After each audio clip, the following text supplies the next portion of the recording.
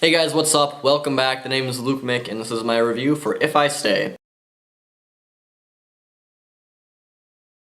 So I don't know what took me so long to go see If I Stay. It's just been taking me a very long time to get to this movie. I don't know why, and going into it, I was kind of optimistic. Now it stars Chloe Grace Moretz, who was obviously Hit Girl from Kick-Ass, and this movie is a romantic drama. Now going into it, I was like, okay, the trailers, it didn't really grab my attention, and then I saw the ratings, but I was like, you know what, I'm just going in with an open mind. Maybe I'll like something about this movie, and honestly, it wasn't that bad of a movie, and I actually enjoyed a lot of elements of it. So basically what it's about is Chloe Grace Moretz. She plays the cello, I believe is what it was. I can't remember exactly what instrument it was, but I'm almost positive that it was the cello. She's very passionate about the cello, and her parents are big music buffs. They were in a punk rock band, or at least the father was, and the mom was a groupie. They have this whole background with music. Basically what happens is they get a snow day from school and they decide to go see their grandparents. They get in a car crash on the way and bad stuff happens. They're all unconscious. Mom died on impact. Lots of really sad stuff happened to these characters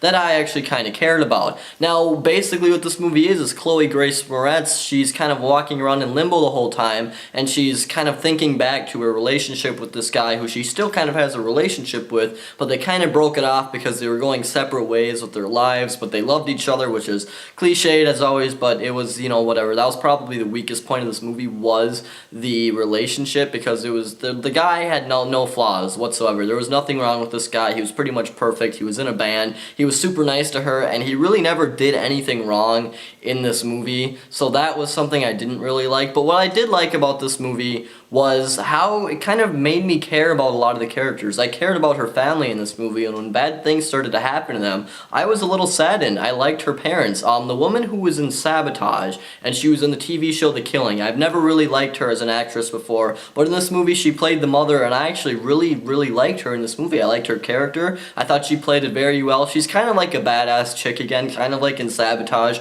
but she's not nearly as annoying. I also really liked her father in this movie. I just really liked the way they set up her family, because they were really likable people, and I felt bad when bad things happened to them. Basically, the movie is your cliche love story when it gets to that part of it, but the rest of it is actually kind of cool. I like how she has to make the decision whether she wants to live or die, and the end of the movie is actually pretty well done. But like I said, there are some pretty bad love and relationship cliches in this movie. It's usually your run-of-the-mill stuff when it comes to that, but for the most part the movie is pretty enjoyable. Another thing though is that it's extremely long. The movie feels like it's like 3 hours too long. We were about an hour in, and I thought there was 10 minutes left, but then I was like, oh, there's still another 40 minutes, and I was like, well, I'm not hating this movie, but it did feel very long, and they could have cut a lot out. And another thing I'm just going to mention before I end the review is that the guy, her boyfriend in this movie, is in a rock band, and the music wasn't too bad, and they do a cover of Smashing Pumpkins Today, and I liked that cover. It was a good time in the theater. So that's my review for If I Stay. It wasn't that bad. I'm going to give it 3 out of 5 stars. So you guys, this is Luke Mick signing off. Please subscribe, and I'll talk to you guys later.